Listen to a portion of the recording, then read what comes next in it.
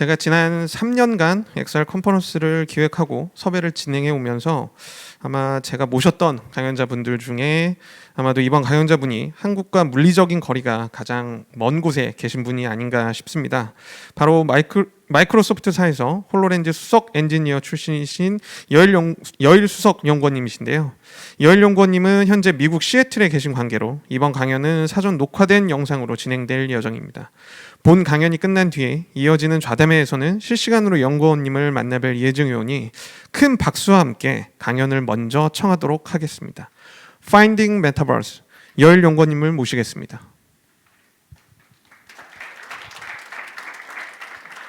예, 반갑습니다. 이번 메타버스 컨퍼런스에서 Finding Metaverse라는 제목으로 발표를 맡게 된 여일입니다.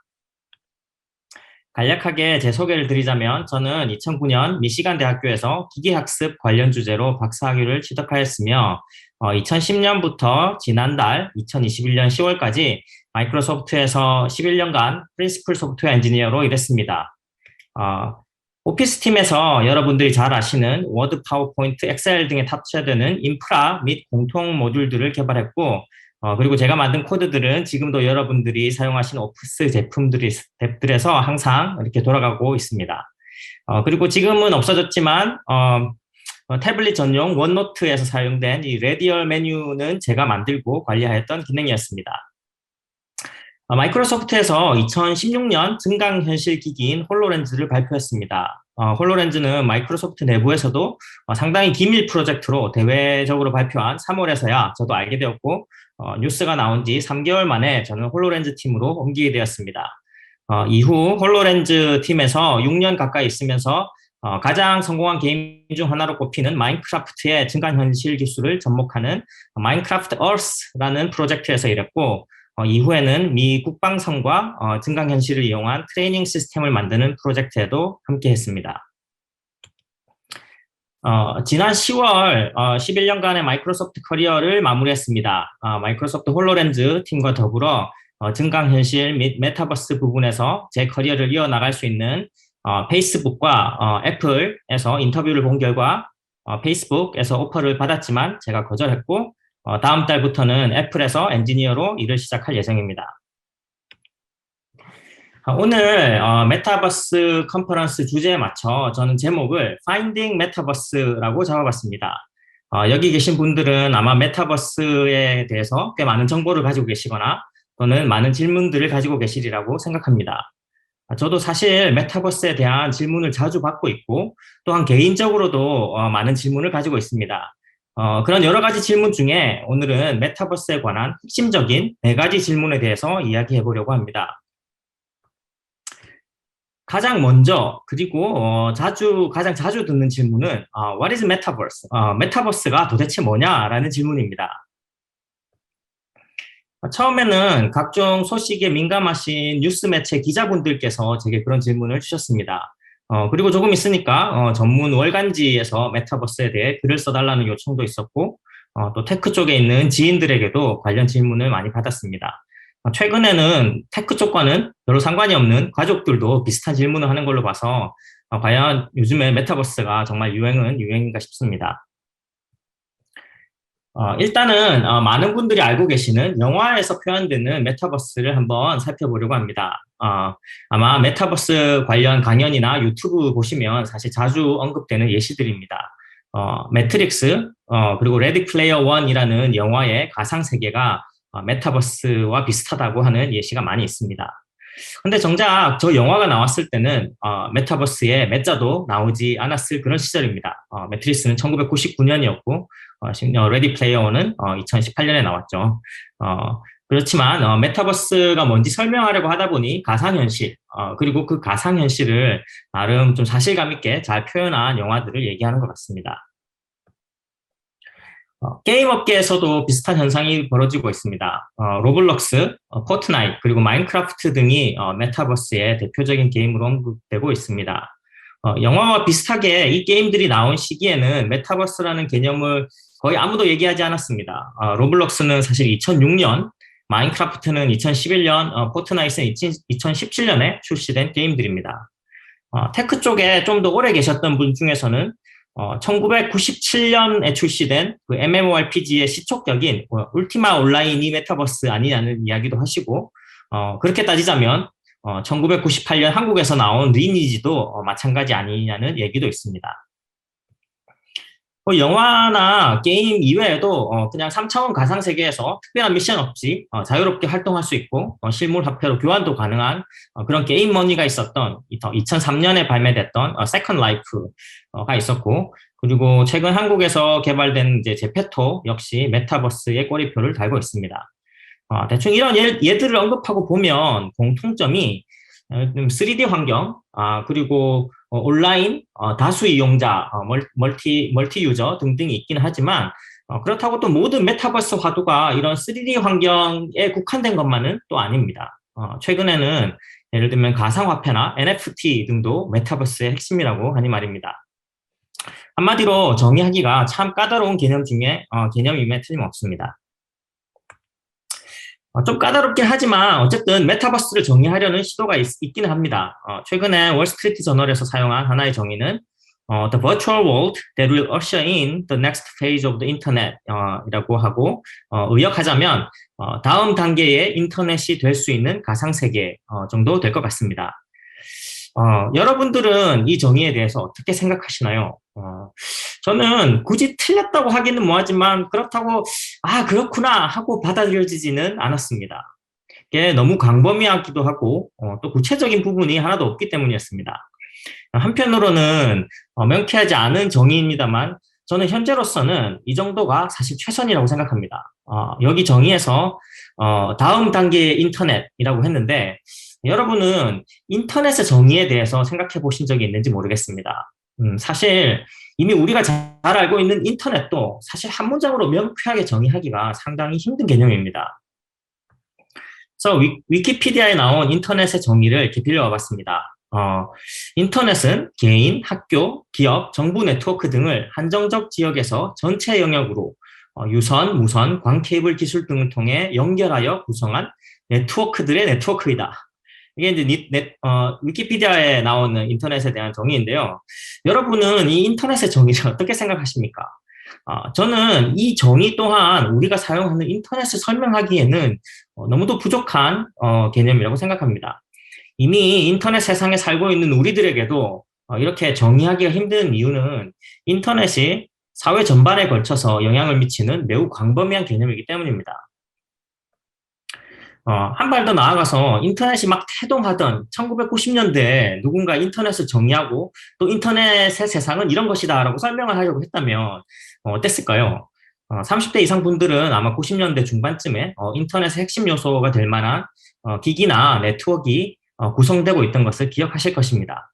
하지만 사실 이때까지만 하더라도 인터넷이 오늘날과 같이 광범위하고 세밀하게 미치는 영향을 제대로 파악했던 분들은 거의 없었을 것입니다.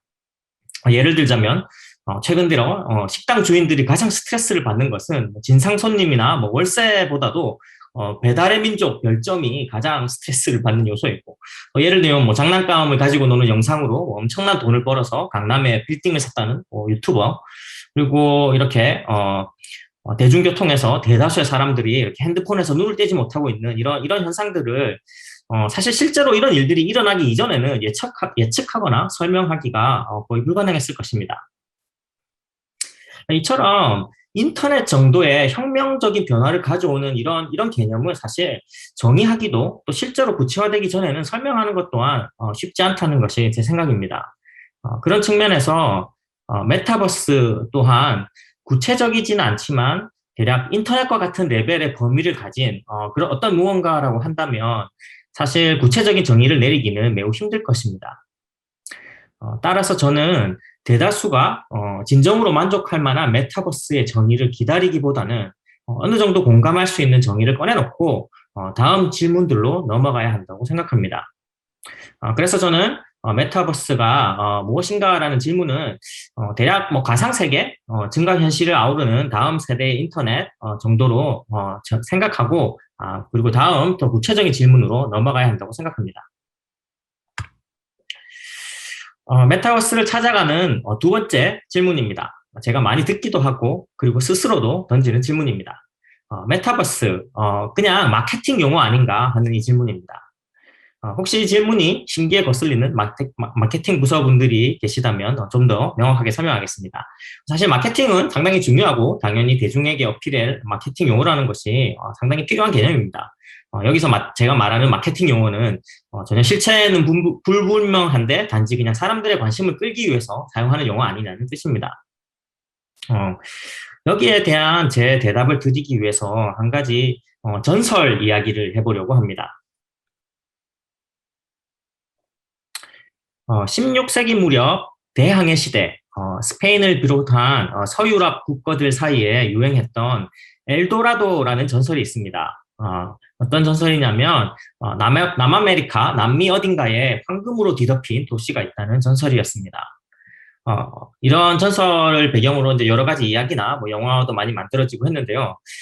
이 이야기가 그냥 그 당시에 그냥 전설로 그냥 웃고 넘어간 게 아니라 실제로 스페인이나 영국, 독일 등의 탐험가들이 목숨을 걸고 이 도시를 찾아 나서기도 했습니다. 여러분, 여러분은 그 엘도라도가 이런 정말 그냥 엘도라도에 대해서 어떻게 생각하시나요? 과연 이 엘도라도는 호황된 그런 마케팅 용어였을까요? 사실 수백 년이 지나고 돌이켜보니 쉽게 그렇다고 얘기할 수도 있겠지만 이런 상황을 한번 상상해 봅시다. 여기 그 당시에 가상에 탐험가 2명이 있습니다. 대항해 시대 스페인 탐험가 또는 정복가라고 불리는 콘키스테이도라고 부르는 정복가 스페인 탐험가입니다. 이 중에 이 한 명은 그 떠도는 소문에 근거해서 충분히 투자만 한다면 황금 사원을 가져다 주겠다라고 이렇게 호언장담을 하고 있습니다. 반면에 다른 한 명은 그 현재까지 확인된 팩트나 그런 특성에 근거해서 합리적인 추론을 하고 있습니다. 실제로 그 남미에 있는 볼리비아에 있는 포토시라는 도시에서 발견된 은광은 현재까지 6만 톤 규모의 은이 채굴된 세계 최대 규모의 은광이었고 실제로 스페인에 엄청난 부를 가져다 주기도 했습니다. 같은 엘도라도 탐험에 대한 뭐 이런 후원 및 투자 요청이고 그런 어떻게 보면 그 광고의 메시지이긴 하지만 이 엘도라도라는 단어는 어떤 사람에게는 정말 허황된 마케팅 용어일 수도 있고 다른 사람에게는 정말 투자자들의 적절한 관심을 불러일으키는 적합한 도구로 사용되었습니다. 그래서 그 메타버스가 과연 허황된 마케팅 용어이냐? 이거는 그런 질문에 대해서 저는 메타버스라는 개념을 정말 그렇게 사용하는 사람들이 적지 않게 있다고 생각합니다. 예를 들면 뭐 이 책 한 권 읽으면 뭐 메타버스를 섭렵할 수 있다라는 문구라든지 뭐 이 영상을 끝까지 보시면 메타버스에 뭐 올라탈 종목을 확실히 찍어준다라는 이런 유튜브가 있다면 이런 말들을 고지고대로 받아들여서는 곤란하겠죠. 무엇보다 메타버스의 첫 번째 질문에서 이야기한 것처럼 메타버스의 개념은 아직 명확하지 않습니다. 이런 상황에서 그렇게 허황되게 사용하는 사람들도 당연히 있습니다. 개인적인 의견으로는 꽤 많이 있다고 생각합니다. 그렇다면 그 먼저의 그 허황된 탐험가가 아닌 정말 현명한 탐험가처럼 엘도라도에 이런 허황된 꿈에 빠지지 않으려면 어떤 식으로 접근을 해야 할까요? 여기에 메타버스에 관한 세 번째 질문이 있습니다. 세 번째 질문은 메타버스의 구성 요소는 무엇인가입니다. 이 질문과 관련해서 다시 한번 엘도라도 이야기를 해보겠습니다. 자, 이런 상상을 한번 해봅시다. 남아메리카로 원정대를 이제 꾸리려는 탐험가 또는 선장이 이제 돈이 필요했습니다. 당연히 자기가 그런 돈이 없었기 때문에 그런 자금을 왕이나 귀족의 후원으로 충당하는 것이 당시의 이런 관습이었습니다. 이미 엘도라도 이런 황금 도시에 대한 소문은 이미 여기 잠재적인 후원자도 잘 알고 있는 상황이었습니다.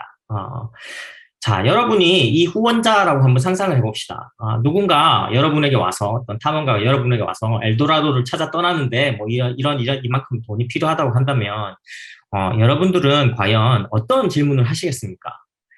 아마, 현명한 귀족이라면, 아직 아무도 보지 못한 그런 이런 엘도라도에 뭐 어떤 모습이냐, 뭐 어떤 사원이 있냐, 뭐 이런 구체적인 질문에 대해서 물어보기보다는, 과연 그러면, 그런 뭐 엘도라도라는 그런 이렇게, 재정적으로 도움이 될 만한 이런 것들을 뭐 찾을 확률이 얼마나 되느냐, 또는, 그런 탐험을 하기에 과연 네가 어떤 기술들을 가지고 있고, 리스크는 어떤 식으로 관리할 것인가라는 좀 이렇게 구체적인 질문을 할 것입니다.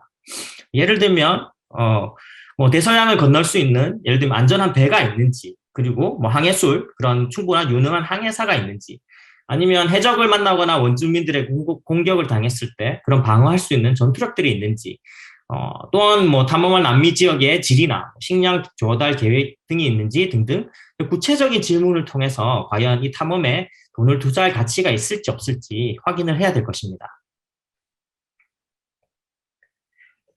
같은 논리로 아직은 정의도 상당히 불분명하고 상당히 광범위하고 아직 있지 않은 이런 메타버스의 정의나 구체적인 모습이 어떤 거냐에 대해서 매달리기보다는 과연 그 메타버스를 이룰 만한 좀 구체적인 요소들에 대해서 초점을 맞추는 것이 오히려 좀 더 현명한 접근법일 것입니다. 그럼 본격적으로 그런 메타버스의 그런 구성 요소들은 어떤 것이 있는지 한번 살펴보겠습니다. 이 질문에는 아마 많은 분들이 좀 더 구체적인 대답을 하실 수 있을 것 같습니다. 몇 가지만 추려보자면, 요즘에 그 아바타로 대변되는 디지털 아이덴티티, 그런 이제 본인의 이제 그 디지털 상의 이제 자신을 표현하는 모습이죠.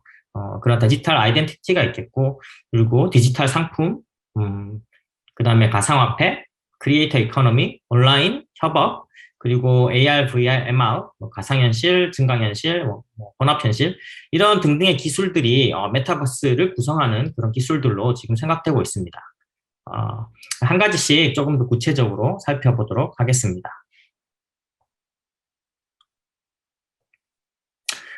첫 번째, 아바타로 대표되는 디지털 아이덴티티입니다. 요즘 세상에서 기업은 단순히 제품이나 그 기술로만 평가되지 않습니다.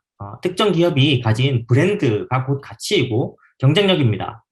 똑같은 제품이라도 어떤 브랜드를 가진 기업이 그 제품을 내놓느냐에 따라서 사람들의 반응은 엄청나게 다를 수 있습니다.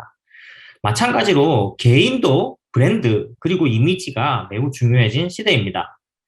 예를 들면 뭐 화장품은 이제 더 이상 여성들만 사용하는 전용물이 아니고 사실 남성 화장품 시장도 상당히 커지고 있고, 그리고 뭐 패션, 액세서리, 사치품 시장 또한 계속 커지고 있습니다. 이렇게 오프라인 세상에서의 이미지 관리는 온라인 세상에서도 당연히 계속되고 있습니다. 예를 들면 뭐 이력서 사진에 이제 포토샵을 이용하는 것은 되게 흔한 일이 되었고, 소셜 미디어에 사진을 올릴 때, 그냥 올리는 사람들도 당연히 있겠지만, 여러 가지 이제 필터를 사용해서 이제 올리기도 하고, 이제 그런 카메라 필터도 계속 발전하고 있는 상황입니다. 그리고 이제 뭐 굳이 본인의 꼭 사진뿐만이 아니더라도, 예를 들면 온라인에서 스스로를 표현하는 아바타를 꾸미는 데에도, 기꺼이 이제 돈을 지불하는 사람들이 생겨나고 있는 그런 세상에 저희가 있습니다. 다른 메타버스 요소 중에 하나는 디지털 상품, 온라인 상품, 또 NFT입니다. 올해 초 이 리니지라는 게임에서 이 집행검이라는 아이템이 한 3억 정도에 거래된다는 뉴스가 있었고, 또 최근에 그 NFT 열풍에 힘입어서 몇몇 디지털 이미지가 상상을 초월하는 가격에 거래되었습니다. 여기 보이시는 이 크립토 펑크라는 이미지, 크립토 펑크 버전이 여러 가지가 있는데 이게 그 중에 하나의 이미지인데, 이 이미지가 4,200 이더리움에 팔렸다고 하는데, 그 당시 환율로 한국 한화로 한 8천만 원 정도에 이렇게 판매가 되었다고 합니다. 이게 누가 한 10분 만에 이렇게 낙서한 것 같은 그림인데, 요즘에 워낙에 이런 뭐 NFT 그리고 크립토 이런 게 워낙 유행을 하다 보니까 이런 좀 광풍이 또 불고 있습니다.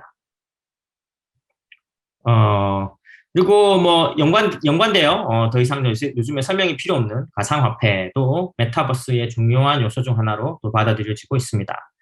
다들 아시는 것처럼 워낙 변동성이 크기 때문에 이게 가격이 뭐 오늘 바뀌고 내일 다르긴 한데, 제가 뭐 최근에 캡처한 이 이미지 상으로는 원 비트코인이 한 8천만 원 정도 될 때 제가 캡처를 했습니다. 올해 중순, 이번 달 중순 정도였고요. 그리고 최근에 NC소프트가 리니지에 가상화폐를 도입한다는 이야기가 있는데 아직 구체적인 부분이 나온 것은 아니지만 아마 최근에 뭐 메타버스 이런 추세를 보고 있었던 분이라면 전혀 놀랄 소식이 아닌 되게 뭐 자연스러운 반응이었을 것 같습니다. 메타버스의 또 다른 요소 중에 하나는 크리에이터 이코노미, 즉 플랫폼 운영자 이외에 참가자들이 이윤을 창출할 수 있다는 점입니다. 제가 슬라이드에 따로 추가하진 않았지만 뭐 예를 들면 그 로블록스라는 메타버스 게임에서는 그 참가자들이 자기가 게임을 거기서 만들 수도 있고 또는 뭐 상품을 만들어서 거기서 팔아서 돈을 번다고 하는 일이 요즘에 많이 있다고 합니다. 그리고 이거는 굳이 메타버스의 하위 개념이라고 할 수는 없지만 이런 크리에이터 이코노미의 최고봉은 사실 이제 현재 유튜브입니다. 여기 캡처한 기사는 초등학생의 희망 직업에서 크리에이터 유튜브가 이제 의사를 제치고 밀어내고 3위에 올랐었다는 그런 기사입니다. 사실 요즘에 유튜브의 이런 뭐 유행과 이런 것들은 제가 말씀드리지 않아도 모두 잘 아실 거라고 생각합니다.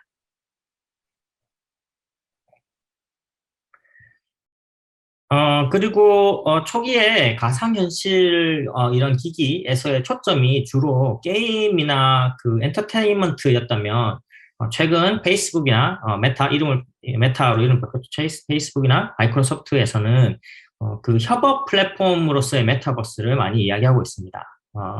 마이크로소프트는 그 협업 툴, 원래 팀스라고 하는 협업 툴이 있었죠. 이 팀스가 이제 그 3차원 회의, 자기 이제 아바타를 보낼 수 있는 이런 3차원 회의가 가능한 마이크로소프트 메쉬라고 이제 발전을 하고 있고, 이런 데서 뭐 이런 뭐 자동으로 트랜슬레이션을 해준다든지, 이렇게 보이스 투 텍스트, 보이스를 텍스트로 만들어준다든지 이런 다양한 기능들을 넣어서 이런 메타버스 환경에서 회의를 할 수 있는 이런 플랫폼들이 나왔고, 그리고 페이스북, 지금 이제 메타로 이름을 바꿨죠. 메타북에서도 이 호라이즌 워크룸이라는 이런 또 가상의 이런 또 가상 세계에서의 협업 툴을 공개했습니다. 당연하게도 이제 그 AR, VR, MR, 뭐 증강현실, 가상현실 그리고 혼합현실 또 이것도 메타버스의 핵심 기술입니다. 애플의 경우 이미 몇 년 전에 꽤 오래 전에 그 CEO인 팀 쿡이 그 AR 증강현실의 중요성에 대해서 이렇게 뭐 이런 코멘트를 했고요. 요약하자면 정말 이 증강현실이 과연 이제 스마트폰이 세상을 바꾼 것처럼 증강현실도 이렇게 세상을 바꿀 것이다. 지금 사실 메타버스에 대해서 얘기하는 거랑 거의 비슷하죠. 그런 이야기들을 했었고 애플은 워낙에 또 비밀을 좋아하는 회사이기 때문에 사실 공개된 정보는 없지만 뭐 애플 VR 기기가나 뭐 증강현실 기기가 뭐 곧 나올 거라는 이 루머들이 또 끊이지 않고 나오고 있습니다. 마이크로소프트 또한 MR 즉 그 혼합현실에 엄청난 투자를 하고 있는 회사입니다.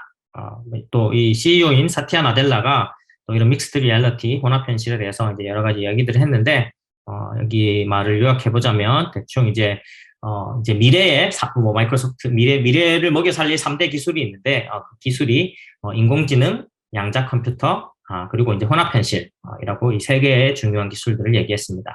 그리고 이제 최근에는 이제 메타버스라는 이제 용어를 거기에 이제 접목해서 메타버스에 대한 이제 또 투자를 예고하고 있습니다.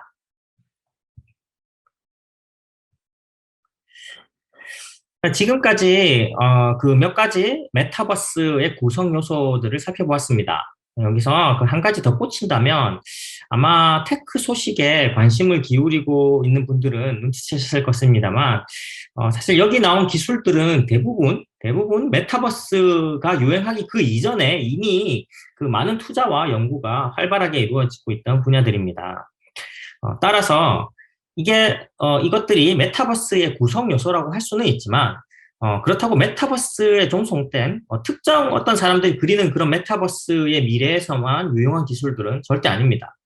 따라서 이 메타버스라는 용어의 실현 여부를 떠나서 이 기술의 미래에 관심을 가지는 분이라면 이 구성 요소들을 주의 깊게 보시는 것이 유용하리라고 생각합니다. 그래서 이 기술들은 뭐 메타버스가 뭐 그런 가상현실 그런 특정 메타버스가 그런 뭐 유행이 오든 말든 사실 이 기술들은 사실 다 중요한 기술이라는 의미입니다. 마지막으로 메타버스 또는 그 다음 단계의 인터넷을 가로막고 있는 빅 챌린지, 큰 장벽들에 대해서 한번 살펴보겠습니다. 어, 다시 한번 그 엘도라도 이야기를 하자면 그 대항해 시대 당시에 그 서유럽의 탐험가들이 남아메리카, 남미에 도착했을 때 사실 엄청난 그 여러 가지 문제들, 뭐 사실 대서양을 건너고 뭐 여러 가지 문제들이 있었지만 이 남미 대륙에 도착했을 때 그 엄청난 대자연의 도전에 직면했습니다. 하나는 세상에서 가장 긴 장장 7,000km에 이르는 안데스 산맥입니다. 음, 이 가장 긴 7,000km의 산맥이 거의 산맥의 폭이 200에서 700km에 달하고, 평균 고도는 거의 4,000m에 이르는, 정말 뭐 세계 최대의 산맥 중에 하나입니다. 그리고, 다른 하나의 또 장벽은, 아마존 정글이었습니다. 대한민국 영토의 그 55배에 달하는, 세상에서 가장 큰 열대우림이고, 가장 큰 수량을 가진 아마존 강도, 여기에 포함되어 있습니다. 이런 그 안데스 그리고 아마존 그 정글이 이런 남미를 대륙을 처음 온 탐험하는 탐험가들에게 정말 큰 대자연의 장벽이 되었고 우리가 그 메타버스를 찾아가는 여정에도 이런 큰 장벽들이 있을 것이라 또 예상하고 있습니다.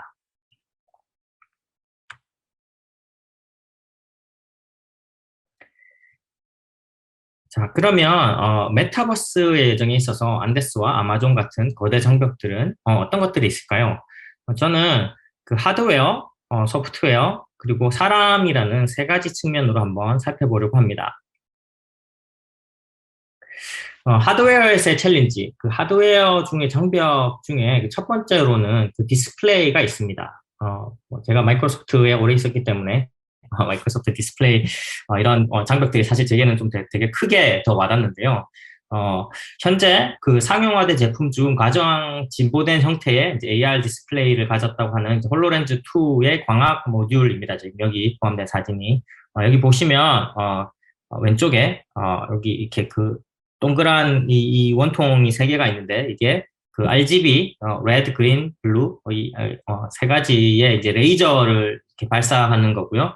그리고 여기서 이렇게 발사되는 것들이 이 프리즘과 이 반사경들을 통해서 이렇게 디스플레이에 뿌려주는 이렇게 그런 어떻게 보면 이 반사경들이 이 레이저를 이렇게 뿌려주는 어떻게 보면 옛날에 그 브라운관 TV에서 전자총을 이렇게 휘어서 이렇게 뿌려주는 그런 것과 좀 비슷한 측면도 있습니다.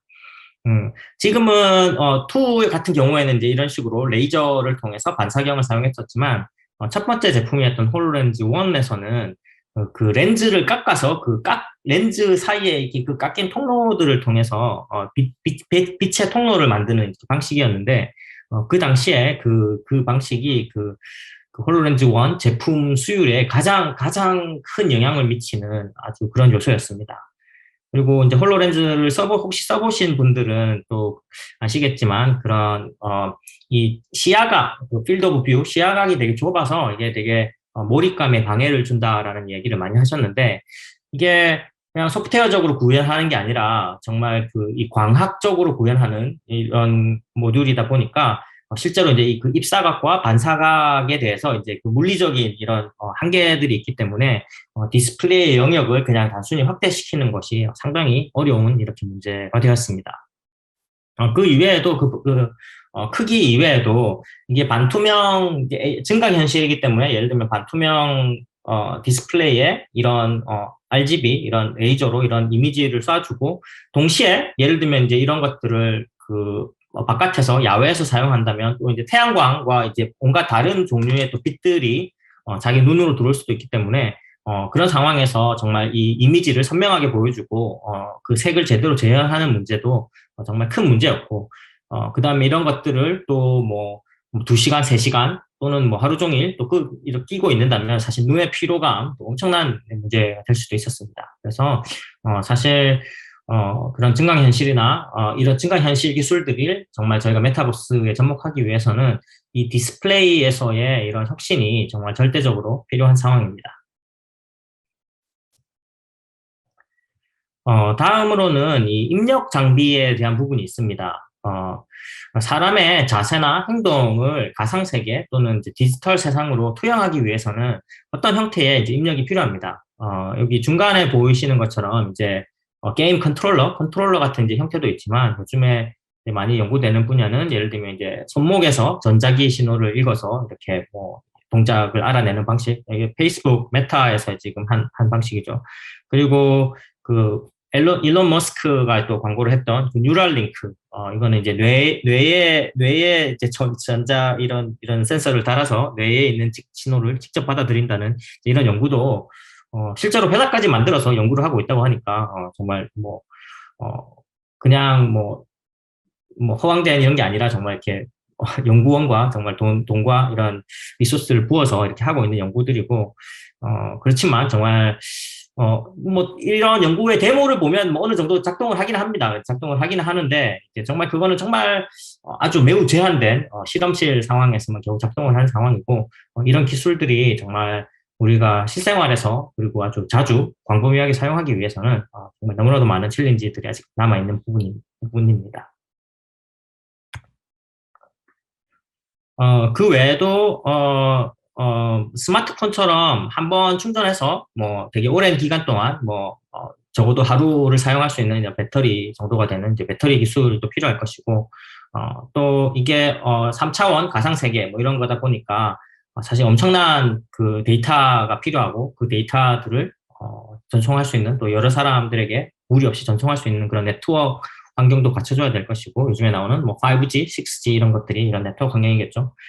그리고 당연히 이제 정말 이렇게 정말 실제 같은 이런 몰입감을 주려면 당연히 그 해상도와 이런 그래픽 환경도 훨씬 더 좋아져야 되기 때문에 정말 이런 그런 GPU, 그래픽 성능도 되게 좋아져야 되고 그리고 무엇보다도 이런 기기들을 되게 오랜 시간 동안 착용할 수 있기 위해서는 사이즈와 그런 무게가 상당히 줄어들어야 되는 소형화 작업이라는 큰 문제들이 남아 있습니다.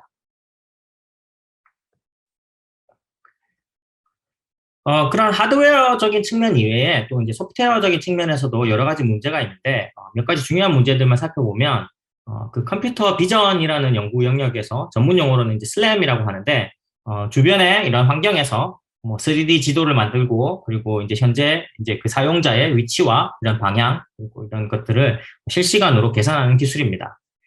현재로서는 이제 이런 기술들이 자율주행하는 쪽에서 이제 사실 제일 연구가 많이 되고 있는 분야입니다.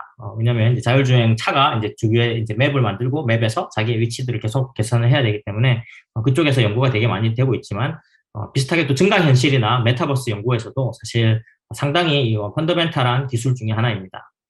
이런 기술들도 비교적 좁은 공간이나 단기간의 환경에서의 슬램은 현재 기술로도 나름 잘 작동하고 있는데 예를 들면 이제 도시 전체의 스케일을 키운다든지 또는 뭐 맵을 지금 만들었는데 예를 들면 이제 겨울이 돼서 눈이 왔다 뭐 이런 상황이거나 아니면 뭐 비가 엄청 많이 오는 상황이다. 그리고 뭐 아침과 저녁에는 예를 들면 그 이 햇빛의 각도와 이런 조명이 엄청나게 달라지는데 이런 정말 이 변화무쌍한 환경 하에서도 이런 슬램 기술들이 항상 안정적으로 작동을 하려면 또 여러 가지 또 저희가 극복해야 될 과제들이 많이 남아 있습니다. 인식 기술, 레커그니션이라고 하는 이제 인식 기술도 증강현실 또는 혼합현실을 구축하기 위해서 매우 중요한 또 부분인데, 예를 들면 뭐 자동차나 나무, 사람 등을 이제 인식하는 것은 예를 들면 자율주행을 한다면 매우 중요하겠지만, 그 이외에 뭐 증강현실 기술에서도 이제 사람이나 이런 다른 객체 동작들을 인식하는 것이 사실 되게 중요한 연구 주제이고, 이런 분야들에서 최근에는 AI, 그 인공지능 기술, 딥러닝 기술의 발전으로 최근 10여 년간 상당히 비약적인 발전을 했습니다. 하지만 여전히 이렇게 매일 사용하는 제품에서 이런 상용화되는 경우는 그렇게 많지는 아직 않은데 이러한 기술들이 이런 되게 국소한 되게 제한적인 상황이 아니라 정말 이렇게 다양한 환경에서 안정적으로 작동하는 되게 어두운 환경에서도 그리고 되게 밝은 환경에서도 이런 그리고 매우 이렇게 물체들이 엄청 빠르게 움직이는 이런 환경에서도 안정적으로 작동하기 위해서는 아직도 또 넘어야 할 산이 되게 많은 수준입니다. 그 외에도 또 소프트웨어적인 측면에서 보면, 이제 예를 들면 메타버스, 지금 이제 얘기하는 메타버스의 스케일이나 그런 규모를 생각한다면, 엄청난 수의 동시 접속자 수를 이제 지원할 수 있어야 되고, 그러면 이제 네트워크가 이제 끊길 수도 있고, 뭐 네트워크가 느려질 수도 있는데, 그런 상황에서 어떤 식으로 이렇게 처리를 해야 될지, 그런 것들을 이제 처리하거나 이제 결정하는 문제들도 아직 많이 남아 있고요. 그리고 최근 들어서 점점 더 그 중요성과 관심이 커져가는 이제 보안이나 프라이버시 문제도 사실 넘어야 될 큰 산입니다. 현실 세계에서 이제 아이덴티티를 훔쳐가고 해킹하는 일들이 벌어지고 있는데, 이런 문제는 디지털 세상에서 사실 더 심각해질 수 있습니다. 그 내가 쓰는 아바타의 모습과 목소리를 똑같이 재현하는 가짜를 판별하는 것이 사실은 이제 실제 생활에서 판별하는 것보다 훨씬 더 어려워질 수 있는 이제 그런 문제가 될 것 같습니다. 그리고 디지털 세상의 크기가 이제 점점 커지면 커질수록 프라이버시의 문제도 점점 더 커질 것이기 때문에 당연히 메타버스가 안정적으로 작동하기 위해서는 이런 문제들도 저희가 풀어야 할 숙제들입니다. 이런 뭐 하드웨어, 소프트웨어적인 문제들이 많긴 하지만 사실 많은 회사와 기관들이 그런 얘기했던 이런 기술적인 문제들을 해결하기 위해서 되게 많이 노력하고 있습니다. 하지만 사실 그런 기술적인 문제 이외에도 사람 자체에서는 그런 문제점들도 간과할 수는 없습니다. 예전에는 이렇게 TV가 바보 상자라는 얘기를 들으면서 되게 사람들에게 눈총을 받았던 시기가 있습니다. 그리고 최근에는 이제 스마트폰 중독, 스마트폰 감옥이라는 용어가 스마트폰에 대한 이런 부작용 또는 반감을 이제 표현하고 있습니다. 몇몇 사람들이 말하는 것처럼 우리가 그 가상 세계에 빠진다면 그 또한 많은 사회적인 문제를 이야기하고 반감을 일으키지 않을까 생각해 봅니다. 그런 측면에서 최근 그 월스트리트 저널에서 한 기자분이 한 가지 재미있는 실험을 했습니다. 그 한 기자가 그 페이스북 오큘러스 가상현실 기기를 착용하고 24시간을 보내는 이런 실험이었습니다. 몇 가지 이제 잠깐 그 캡처 스크린을 보여드리면, 이분이 그 아침에 일어나자마자 이렇게 헤드셋을 쓰고 운동을 하고, 그리고 이제 뭐 일은 이런 식으로 가상 회의실에서 아까 보여줬던 그 페이스북 그 호라이즌 워크룸에서 동료들과 미팅을 하기도 하고, 심지어는 이제 식사도 헤드셋을 쓰고, 그 다음에 양치질도 이렇게 헤드셋을 뜨고, 그리고 심지어 이렇게 잠까지 헤드셋을 쓰고 하루를 마감하는 장면을 이렇게 보여줍니다. 이 재미있는 실험이긴 한데, 개인적으로는 생각만으로도 참 끔찍할 것 같은 이런 상황입니다. 물론 메타버스라는 것이 이렇게 우리들 가상세계에 종일 가두어 두는 것은 아니겠지만, 어찌됐든 이제 적지 않은 기술들이 사람들과 사회의 반발에 부딪혔던 것처럼 메타버스 또한 그런 문제들을 극복해야 할 것으로 생각합니다. 참고로 시간 관계상 제가 이 동영상을 생략했지만, 관심 있으신 분은 유튜브에서 그 월스트리트 저널 메타버스 24시간 뭐 이런 식으로 찾으면 유튜브에서 쉽게 찾아보실 수 있을 것입니다. 자, 여기까지 그 파인딩 메타버스를 찾아가는 4가지 핵심 질문들에 대해서 얘기해 보았습니다. 첫 번째, 메타버스는 무엇인가라는 질문에 대해 다음 단계의 인터넷이 될 수 있는 가상세계라는 매우 광범위한 정의를 제시했습니다. 만족스럽지는 않지만 인터넷과 같이 거대한 개념을 다룰 때는 이 이상 구체적인 것이 거의 불가능하다는 거. 그래서 여기 정의 문제에 갇혀있기보다는 다음 문제로 넘어가야 된다는 이야기를 했습니다. 두 번째로, 메타버스는 호황된 마케팅 용어 아니냐는 질문을 던졌습니다.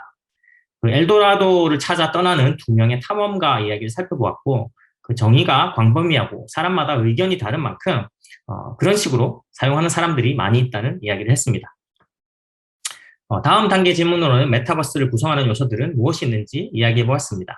아바타 및 디지털 아이덴티티, 디지털 상품, 가상화폐, 크리에이터 이코노미, 온라인 협업, 그리고 AR, VR, MR 등 메타버스를 구성하는 주요 기술들에 대해서 살펴보았습니다. 그리고 이 기술들이 꼭 메타버스가 아니라도 각각 그 자체로 중요한 기술들이라고 또 얘기했습니다. 마지막으로 메타버스의 실현을 가로막는 큰 장벽들에 대해서 얘기했습니다. 크게 하드웨어, 소프트웨어, 그리고 사람들의 관점에서 다양한 문제들을 살펴보았습니다. 결국 당시 그 스페인에 적지 않은 사람들이 그 기대했던 엘도라도, 그 황금 도시는 사실 끝내 발견되지 않고 전설로 마무리됐습니다. 2, 300년이 지나서 19세기 들어서 대부분의 사람들이 뭐 이거는 존재하지 않는다 허구로 이제 받아들여졌지만 그 전까지 이 전설은 사실 많은 사람들에게 또 영감과 도전을 주었습니다. 엘도라도의 기치 아래 시작된 투자와 탐험의 노력은 향후 몇백 년 동안 항해술의 비약적인 발전이나 뭐 남미 광물 자원이나 노동시장, 소비시장에 대한 독점적인 접근을 가져다 주었고 그 스페인 무적 함대와 여러 대륙에 걸친 스페인 제국의 건설에 일조했을 것입니다. 마찬가지로 지금 회자되고 있는 메타버스 관련 기술들은 몇몇 사람들이 얘기하는 그런 가상 세계가 되든 안 되든 10년, 20년 후의 인터넷은 아마 지금과는 상당히 다른 모습을 하고 있을 것이며 현재 메타버스라는 용어 아래 회자되는 다양한 기술들은 어떤 형태로든 그 새로운 인터넷 세상에서 중요한 기술들이 되거나 또는 그 밑거름이 될 거라고 저는 생각합니다. 감사합니다. 지금까지 증강현실 소프트웨어 엔지니어 여일이었습니다. 저와 연결하기 원하시는 분은 링크드인에서 윌여를 찾으시거나 또 이메일로 연락 주시면 되겠습니다. 네, 감사합니다.